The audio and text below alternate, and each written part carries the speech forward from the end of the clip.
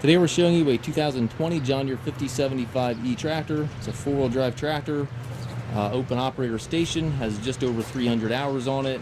It does have the loader prep with the frames and the joystick.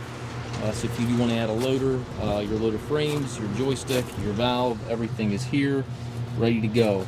Very simple to add a loader to this tractor. It's got the front grill guard on it already. We do have new 520M loaders on order. They will be coming in hopefully in June sometime. For remote, telescopic arms, stabilizer bars, 540 and 540E PTO. Perfect size utility tractor for an around the barn tractor, or if you're a smaller hay operation, this can be your one size does all tractor.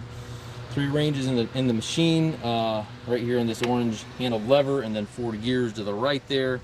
Gives you a total of 12 speeds, and then every gear you can go forward or reverse with this powered reverser up here in the dash. 540, 540E selector, and your 4-wheel drive lever also here to the left of the seat. To the right you have hand throttle, PTO engagement, hydraulic and 3-point controls, as well as your loader control if you do decide to add a loader.